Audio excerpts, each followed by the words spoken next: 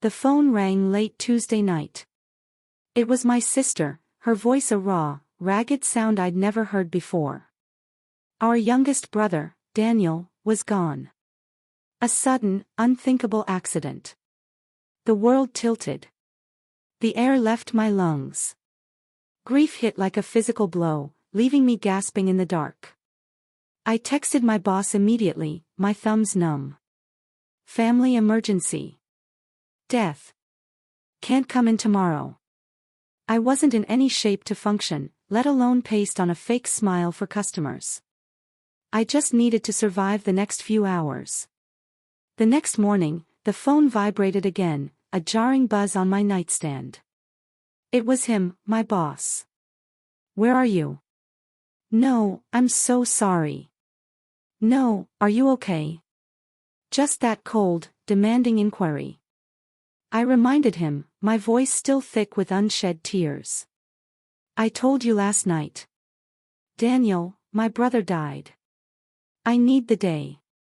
His reply was instant, brutal. That's not a valid excuse for a no-show. We have a schedule to keep. My jaw clenched. Someone died, I typed, the words burning on the screen. I'm grieving. My family is falling apart. I can't even think straight.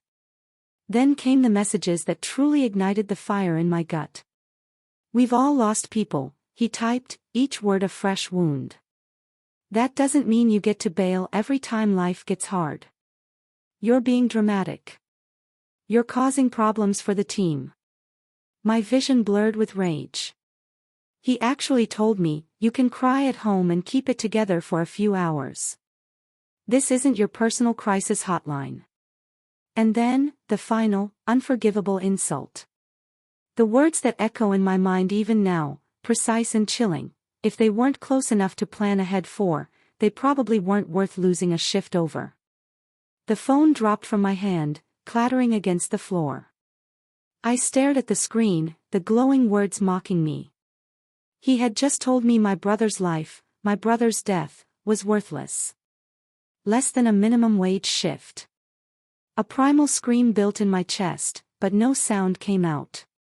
Instead, a sudden, searing clarity washed over me. I picked up the phone. My fingers flew across the keyboard.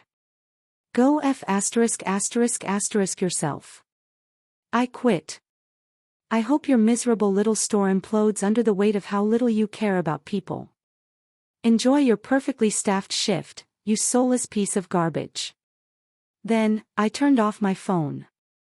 Not a pause. Not a second thought. I walked out of that house, leaving behind not just a job, but a decade of suppressed indignity. I don't care what anyone thinks.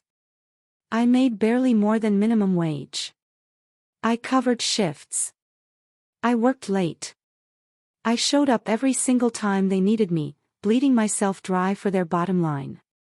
And this is how they treated me when I needed one single day to breathe, to mourn my brother. No job is worth being treated like this.